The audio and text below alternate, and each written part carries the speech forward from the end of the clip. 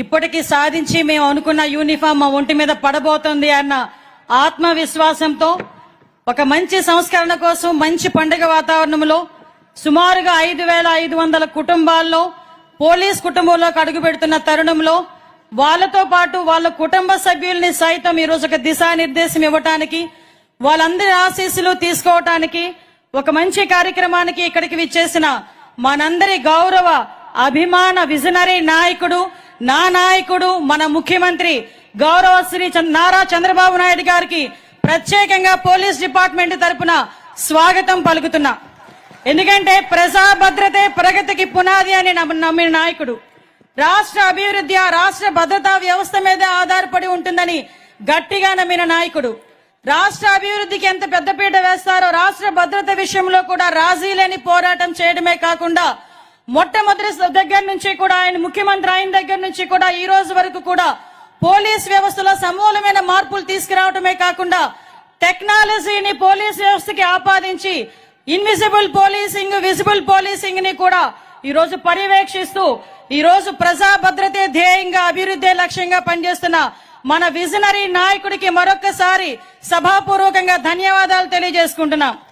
ఈ రోజు ఒక మంచి పండుగ వాతావరణానికి ఈ రోజు మనందరితో పాటు మరొక ముఖ్య అతిథి, ప్రజాభిమాన నాయకుడు, ప్రశ్నించే తత్వం కలిగిన వ్యక్తి, ముక్కుసూటితనం, నేర్చుకునే తత్వం, ఎన్ని అవమానాలు ఎదుర్కొన్నా కూడా అనుకున్న విజయం గురించి ముందుకు వెళ్లే తత్వం కలిగిన నాయకుడు నారా చంద్రబాబు నాయుడు గారి సహచరులు ఈ రోజు ఇద్దరు కలిస్తే ఆ స్టేజ్ కే అందం వచ్చింది. ఒక్కసారి మీరందరూ కూడా చూడాలి.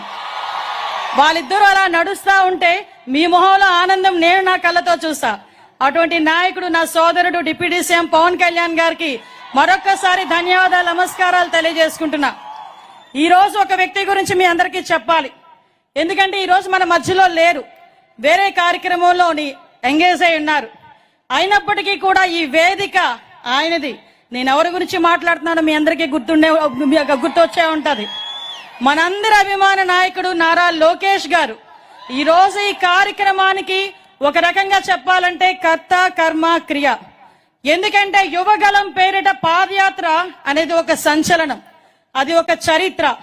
ఎందుకు చెప్తున్నానంటే పాదయాత్ర చాలా మంది నాయకులు చేశారు, కానీ చిన్న వయసులో పాదయాత్ర చేస్తూ ప్రజా సమస్యల మీద ఒక అవగాహనే కాకుండా అదే పాదయాత్రలో ప్రజా సమస్యల మీద పరిష్కారాన్ని ఎత్తుక్కొని యువగలం పేరిట చాలా మంది తల్లిదండ్రులు ఆయన దగ్గరకు వచ్చి నా బిడ్డకు ఒక ఉద్యోగం ఇవ్వండి, చదువుకొని కొన్ని సంవత్సరాలుగా ఖాళీగా ఉన్నాడు, కూలి పని చేసుకొని నా బిడ్డను చదివించుకున్నాను, అటువంటి బిడ్డకి ఉద్యోగాన్ని ఇవ్వండి అంటే ఆ ఉద్యోగం ఇచ్చే బాధ్యత మా కూటమి ప్రభుత్వం తీసుకుంటుందని 20 లక్షల ఉద్యోగాలకి ఆ రోజు ప్రామిస్ చేసి చెప్పింది చెప్పినట్టుగానే ఆ రోజు మెగా డిఎస్సి మీద మొదటి సంతకం పెట్టించిన మహానాయకుడు మనందరి అభిమాన నాయకుడు నారా లోకేష్ గారు.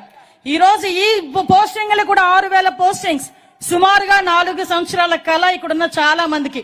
ఎందుకనంటే ఇందాకే వచ్చినప్పుడు సార్ అదేవిధంగా పవన్ కళ్యాణ్ సార్ అన్నారు అందరి మొహంలో నవ్వు కనిపిస్తుందంటే నేను చెప్పాను సార్ సుమారుగా 4 సంవత్సరాల కళ సార్. చాలా మందికి వయసు అయిపోతుందన్న భయం, మళ్ళా తిరిగి మాకు ఉద్యోగాలు వస్తాయా అన్న ఆలోచన, అటువంటి ఆలోచన నుంచి అన్నిటినీ కూడా అధిగమించి ఈ రోజు ఈ పొజిషన్ లోకి తీసుకురావడానికి అందరి కృషి ఈ రోజు గౌరవ సీఎం గారు, డిప్యూటీ సీఎం గారు, మరి ముఖ్యంగా నారా లోకేష్ బాబు గారు, అదేవిధంగా మా పోలీస్ సిబ్బంది అందరూ కూడా ఒక ఏకకంఠంతో కంపల్సరీగా మనం మాట ఇచ్చిన ప్రకారం ఉద్యోగాలను ఇవ్వాలి అని ఆ రోజు కంకణం కట్టుకొని ఈ రోజు ఈ కార్యక్రమానికి శ్రీకారం చుట్టాం.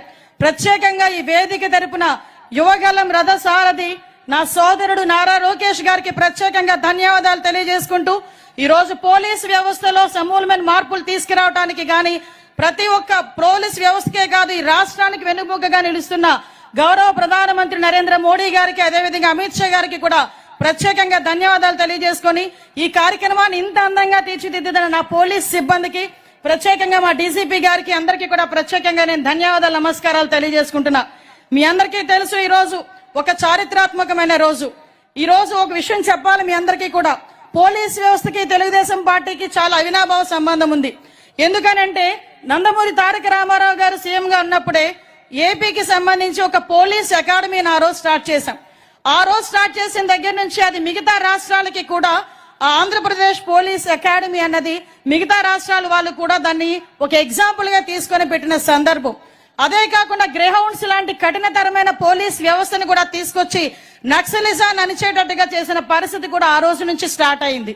మీ అందరికీ తెలుసు, గౌరవ ముఖ్యమంత్రి గారు చంద్రబాబు నాయుడు గారు ముఖ్యమంత్రిగా ఉన్న ప్రతి సంవత్సరం కూడా డిఎస్సి ఎలా తీసేవారో పోలీస్ కానిస్టేబుల్ ఎస్ఐ రిక్రూట్మెంట్ కూడా అలాగే జరిగేది.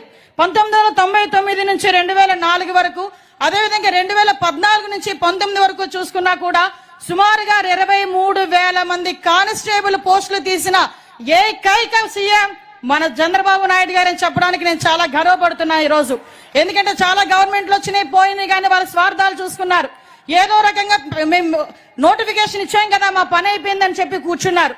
ఈ రోజు మీ నోటిఫికేషన్ కూడా సుమారుగా 21-22లో ఇచ్చిన నోటిఫికేషన్ కి కోట్ల అడ్డంకి ఉన్నాయని చెప్పి ఆగిపోతే, మేమిచ్చిన మాట ప్రకారం మేము చేయాలనే ఉద్దేశంతో ఒక పక్క కోర్టుని గౌరవిస్తూనే వచ్చిన ప్రతి అడ్డంకిని కూడా అన్ని రకాలుగానే ఎదుర్కొని ఈ రోజు మీ అందరికీ కూడా నియామక పత్రాలు ఇచ్చే పరిస్థితి తీసుకొచ్చాం.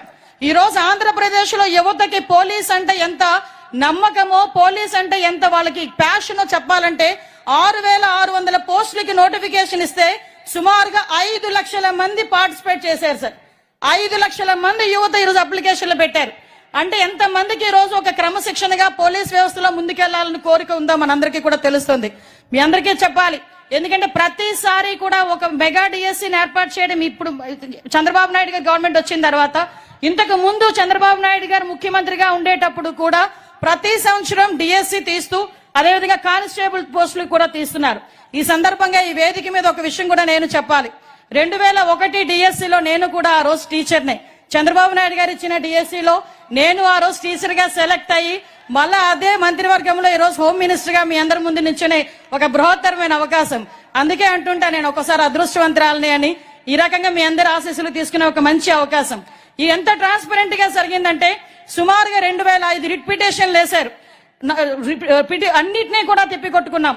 మీ అందరికీ కూడా ఎక్కడ కూడా చిన్న అవినీతికి గాని, ఎక్కడ కూడా చిన్న రికమెండేషన్స్ కి గాని ఎక్కడ తావు లేకుండా ఈ రోజు మీ అందరికీ కూడా ఆ రోజు ఫిజికల్ టెస్టులు చేసేటప్పుడు కూడా టెక్నాలజీనే పర్యవేక్షణాధికారి కింద పెట్టాం గానీ ఒక మనిషిని కూడా పర్యవేక్షణాధికారి కింద పెట్టలే. ఈ విషయం కంపల్సరీగా మీ అందరికీ తెలియాలి. ఎందుకంటే మీ అందరికీ తెలుసు, ఆ రోజు రన్నింగ్ సిస్టమ్ మీ అందరికీ కూడా సీసీటీవీ కెమెరాస్ ఫుల్ గా అక్కడ పెట్టడమే కాదు, పరుగు పరీక్షలకి కూడా RFID చిప్స్ కూడా పెట్టి, బయోమెట్రిక్ హాజరు పెట్టి, ఎత్తు బరువు కూడా తీసే క్రమంలో టెక్నాలజీని బేస్ చేసుకున్నాం. ఈ రోజు టెక్నాలజీని ఎంత అడాప్ట్ చేసుకున్నామంటే ఎక్కడ కూడా నేరం జరిగిన తర్వాత మనం రియాక్షన్ కన్నా నేరం జరగక ముందే ఈ రోజు మనందరం కూడా పర్యవేక్షించుకోవాలి.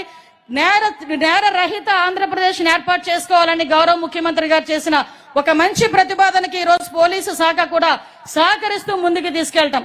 ఎందుకంటే ఈ రోజు ఇన్వెస్టిగేషన్ లో కూడా నేరం జరిగిన తర్వాత జైలుకి వెళ్ళొచ్చు, ఎన్ని రోజుల తర్వాత ఎప్పుడో శిక్ష పడుతుందనే కన్నా నేరం జరిగి ఇంకా జైల్లోనే ఉండగానే శిక్ష పడే పరిస్థితిలో ఈ రోజు న్యాయ వ్యవస్థని కూడా మనం పటిష్టం